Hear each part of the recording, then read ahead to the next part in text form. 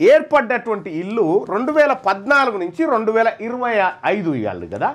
మరి ఇటు కేసీఆర్ 10 ఏళ్ళు, రేవంత్ రెడ్డి ఒక 2 ఏళ్ళు. ఈ 12 ఏళ్లల్లా ఈ రెడ్లు రావులు ఈ ఇద్దరు కలిసి ఈ మిగులు బడ్జెట్ని ఏం చేసిర్రు ఒక్కసారి ఇటు పోదాం లెక్కల్లోకి. 2025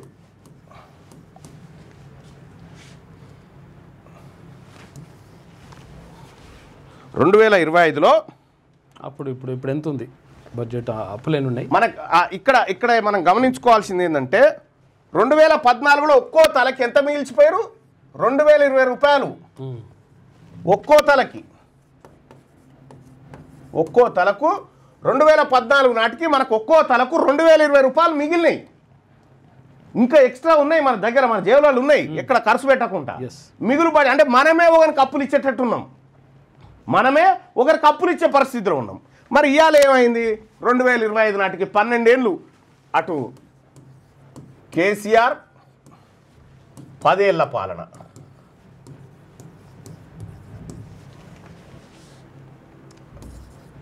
ఈ రెడ్డి 2 ఏళ్ల పాలన. ఈ రావులు రెడ్లు కలిసి ఈ 12 ఏళ్లలో తెలంగాణ ఏం చేసిరాయా అంటే, ఇగో మన మిగులు బడ్జెట్తో పుట్టినటువంటి మనల్ని 2020 రూపాయలు మన జేబులు ఉండేగా, అవి వీకినాయి, అవి పోయినాయి, ఇంకా అప్పు చేసి మీదికి వెళ్ళి ఒక్కొక్క తలకు. అంటే అప్పు పూర్తిగా కార్పొరేషన్ అప్పులు కాదు, ఇంకా సర్కారు చేసిన అప్పులే. సర్కారు చేసిన అప్పులే. కాళేశ్వరం కార్పొరేషన్, ఈ కార్పొరేషన్ కాదు. ఇంకా కార్పొరేషన్ అంటే వీళ్ళు చెప్తారుగా, అగో కాళేశ్వరము ఇది అదని అంటారుగా, అవి కాకుండానే చెప్తున్నా. అవి కాకుండానే తెలంగాణ ప్రభుత్వం అంటే ఈ రెడ్లు రావులు చేసినటువంటి అప్పు 12 ఏళ్లలో అప్పు, వీళ్ళిద్దరు కలిసి చేసిన అప్పు ఒక్కొక్కరి మీద మొత్తం 4,42,000 కోట్ల రూపాయలు అప్పు చేశారు. ఓకే,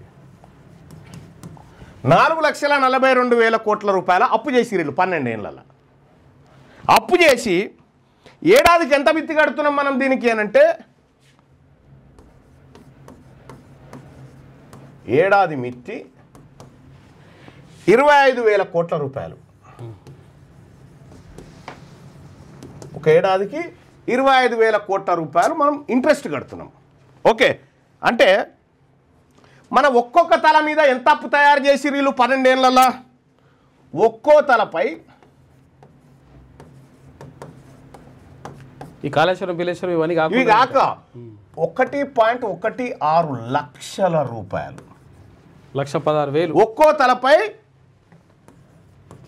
మన ఒక్కొక్కరి తలపైన వీళ్ళిద్దరు మోతేవారులు రెడ్లు రావులు కలిసి మిగులు బడ్జెట్తో పుట్టినటువంటి మన రాష్ట్రాన్ని కుక్కలు జింపిన ఇస్తరాకు లెక్క చేసి ఇప్పుడు ఒక్కొక్క తలపైన 1.16 లక్షల రూపాయలు, 1,16,000 రూపాయలు ఒక్కొక్క తల మీద అప్పు చేసి పెట్టి, ఇప్పుడే పుట్టిన పిల్ల మీద కూడా, ఇప్పుడు తల్లి గర్భంలో పెరుగుతున్న పిండం మీద కూడా 1,16,000 రూపాయల అప్పు చేసి పెట్టిరు. 1956 నుంచి 2014 దాకా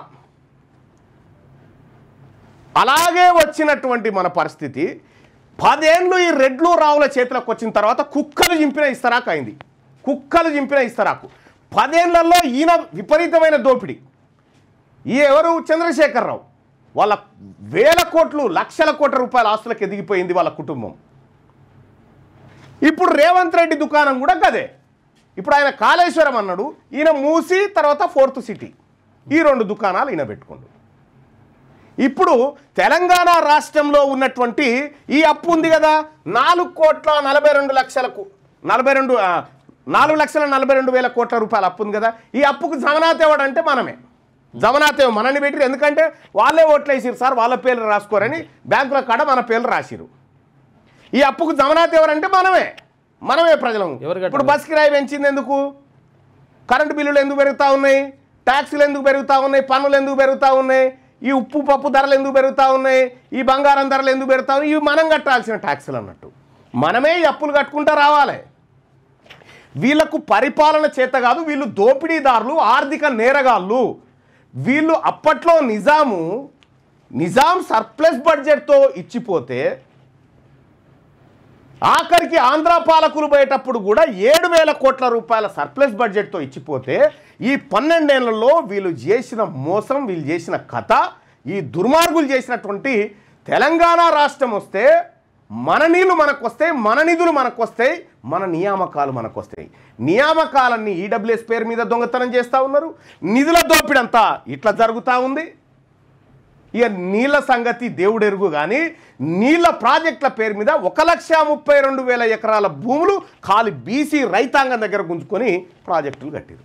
ఒక్కనికి ఇయ్యకపోగా తెలంగాణ రాష్ట్రం వస్తే నీళ్లు రాలే బీసీలకు, తెలంగాణ రాష్ట్రం వస్తే నిధులు రాలే బీసీలకు, తెలంగాణ రాష్ట్రం వస్తే నియామకాలు రాలే బీసీలకు. ఈడబ్ల్యూఎస్ పేరుతోటి తెలంగాణ రాష్ట్రం వస్తే కేసీఆర్ కుటుంబానికి నిధులు వచ్చినాయి.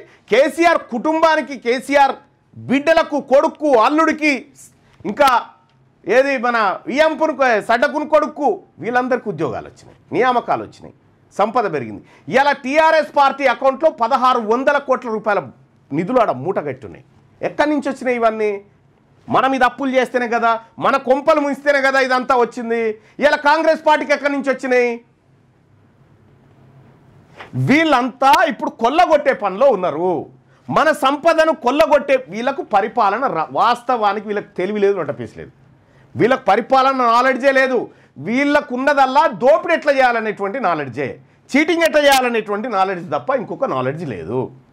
అందుకోసమే బీసీ ప్రజలారా, కేసీఆర్ అధికారంలోకి వస్తే దొరలు బాగుపడ్డరు, రెడ్డి అధికారంలోకి వస్తే రెడ్లు బాగుపడుతురు.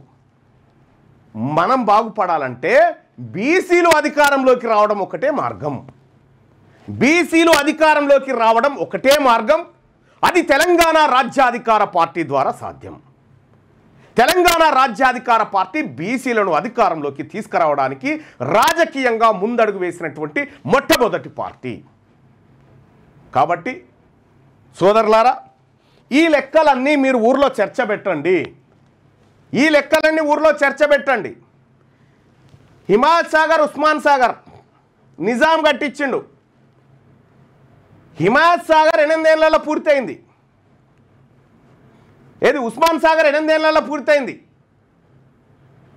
హిమాయత్ సాగర్ 14 ఏళ్లలో పూర్తయింది.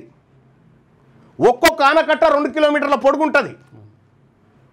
కానీ ఎన్టీ రామారావు ముఖ్యమంత్రిగా ఉన్నప్పుడు ప్రారంభమైనటువంటి ఎస్ఎల్బీసీ ఇప్పటిదాకా పూర్తి కాలే. ఇగో ఈ పాలకుల కథ చూడ్రి. 40 ఏళ్ళు దాటిపోయింది. 40 ఏళ్ళు దాటిపోయింది. ఇప్పుడు ఈ ఉప్పల్ కాడ ఒక ఫ్లైఓవర్ కడతా ఉన్నారా, ఉప్పల్ నారపల్లిది. ఇది ఏడాదికో పిల్లర్ వేస్తూ ఉంటారు. ఇక్కడ ఎందుకు లేట్ అవుతా ఉందంటే ఆల్రెడీ దీని టెండర్లు రై కమిషన్లు వంచక తిన్నారు కదా. ఇప్పుడు ఎవరికి కమిషన్లు రావు కాబట్టి ఎవడు పట్టించుకుంటలేడు అన్నట్టు దీని కథ. ఇది కమిషన్లు వచ్చే కార్యక్రమమే, ఇంకొకటి కాదు. నిజాం పరిపాలనలో బడ్జెట్కు అప్పుడు హెల్త్ అండ్ ఎడ్యుకేషన్ కలిపి ఉన్నాయి. బడ్జెట్లో 8% వాటా ఈ 2 రంగాలకు ఉండే. తెలంగాణ రాష్ట్రంలో ఈ పరిపాలకులు వస్తారనే, ఈ రెడ్లు రావులు వస్తారనే, వీళ్ళు ప్రజలను పిచ్చోళ్ళని చేస్తారనే కావచ్చు. బహుశా నిజాం ఎర్రగడ్డ పిచ్చి దవాఖాన కూడా కట్టించింది ఆఖరికి. వీళ్ళు ఎన్నడో పిచ్చోళ్ళని చేస్తారు జనమని. కానీ ఈ తెలంగాణ రాష్ట్రంలో బీసీలంతా ఐక్యమయ్యారు కాబట్టి అసలు పిచ్చోళ్ళు వీళ్ళను పిచ్చాసుపత్రికి దోలాల్సిన సమయం ఆసన్నమైంది. మా సంపద కొల్లగొట్టిన దుర్మార్గులు వీళ్ళు. మనకు తెలంగాణ రాజ్యంలో మనకు రావాల్సింది ఏంది? ఈ 4,42,000 కోట్ల రూపాయలకు రేవంత్ రెడ్డి, కేసీఆర్ ఇద్దరు జమానత్ ఉండాలి. 4,42,000 కోట్ల రూపాయలకు మీరిద్దరే జమానత్ ఉండాలి. మీ ఆస్తులు జమానత్గా పెట్టుర్రి. మాకు 1948 నిజాం వదిలిపెట్టిన తెలంగాణ కావాలి. మాకు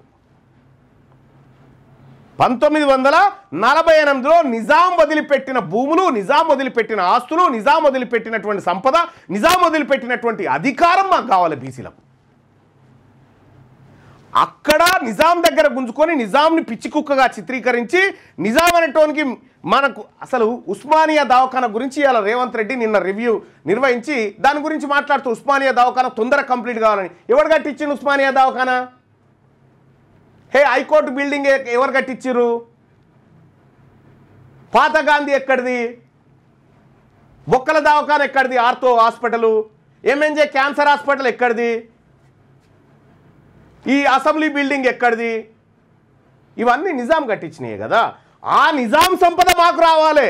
ఆ నిజాం సంపద దొరలకు పెత్తందారులకు పోయింది. ఆ రోజున్న జాగీర్దారులకు పెత్తందారులకు పోయింది. వీళ్ళది భూమి కాదు, ఏం కాదు, వీళ్ళు జీతగాళ్ళే ఆ రోజు నిజాం దగ్గర. ఈ జీతగాళ్ళు మనకు ఓనర్లయ్యారు.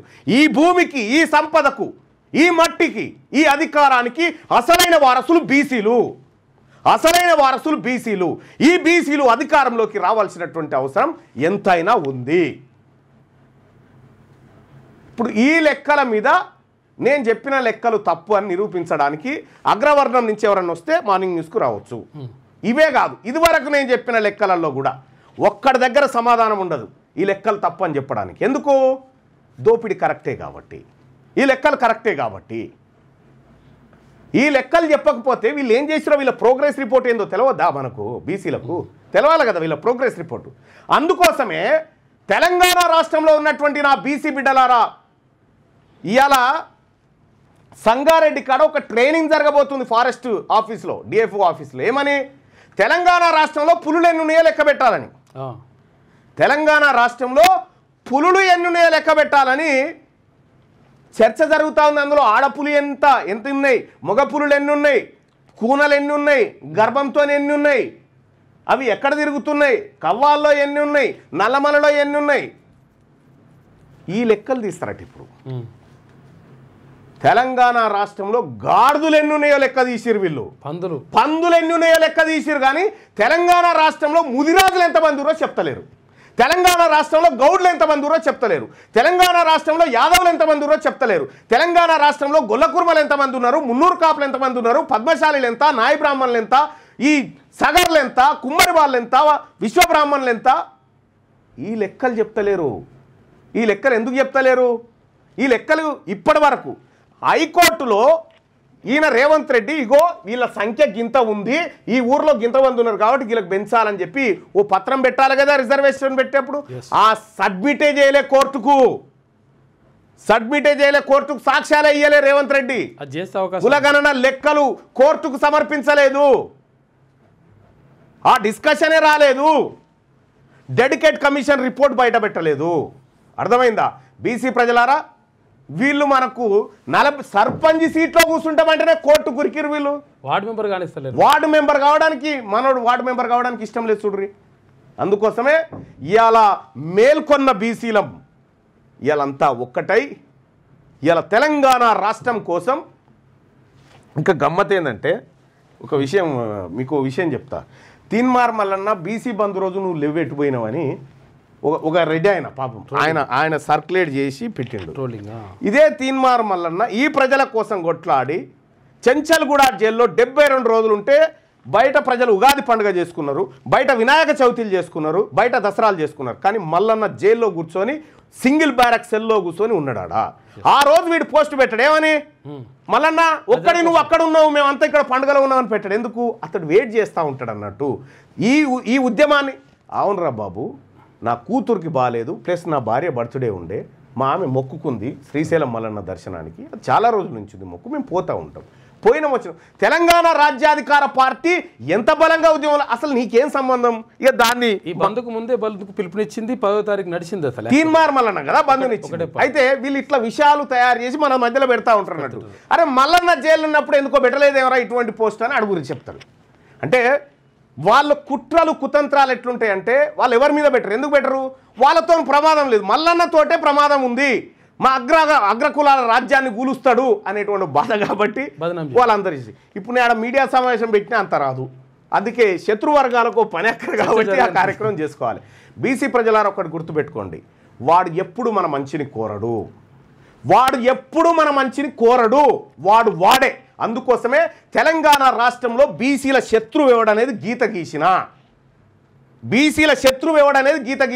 నీ ఓటే వద్దు పోరా అని ఎలగొట్టినా, నీ ఓటే వద్దు పో అని గెట్అవుట్ అని ఎలగొట్టినా. అది నా దమ్ము.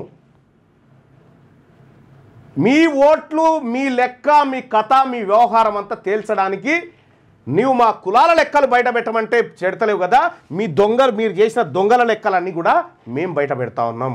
తెలంగాణ ప్రభుత్వం రేవంత్ రెడ్డి నీకు దమ్ముంటే నువ్వు నిజంగానే నల్లమల నుంచి వచ్చిన నేను రూపము శీపము ఏదో చెప్తా ఉంటావుగా సిపాయి, ఆ సిపాయివే అయితే తెలంగాణ రాష్ట్రంలో ముదిరాజులు ఎంతమంది ఉన్నారో చెప్పు. మా ముదిరాజు బిడ్డలు కులాల వారిగా లెక్కలు చెప్పవా? నీకు దమ్ముంటే చెప్పు. నీకు దమ్ముంటే ఇప్పుడు చెప్తా, నీకు దమ్ముంటే నిజంగా నువ్వు మనగానివే అయితే తెలంగాణ రాష్ట్రంలో కులాల వారిగా లెక్కలు బయట పెట్టాయా? గిది పెట్టు, నువ్వు చూద్దాం. నీకు దమ్ముంటే పెట్టు, ఛాలెంజ్ పో. నువ్వు పెట్టవు కానీ గుర్తుపెట్టుకో, రేపటి తెలంగాణ రాష్ట్రానికి బీసీలు అధికారంలోకి వచ్చిన తర్వాత మీ లెక్కలు తీస్తాం, మీ ఈడబ్ల్యూఎస్ సంగతి తెలుస్తాం, మీ దుకాణాలు మీ దోపిడీల సంగతి కూడా తెలుస్తాం. మీరు అక్రమంగా దోపిడీ చేసిన భూములన్నీ తీసుకుంటాం. పేద వర్గాలు బీసీలు 75 లక్షల మంది బీసీలకు ఒక్క గజం జాగలేదు, వాళ్ళకు 2 ఎకరాల చొప్పున పంచుతాం మేము. అది మా శపథం. మీ వ్యాపారం అభివృద్ధి కావాలని కోరుకుంటున్నారా? అయితే వెంటనే క్యూనస్ని సంప్రదించండి. Schools, colleges, banks, shops, office promotions, land promotions, political promotions, restaurant promotions, hospital promotions, పుట్టినరోజు వేడుకలు, శుభకార్యాలు, వ్యాపారాలు ఏవైనా, సందర్భం ఏదైనా ఇప్పుడే క్యూనస్ ద్వారా తెలియజేయండి. మీ వ్యాపారాన్ని అభివృద్ధి చేసుకోండి.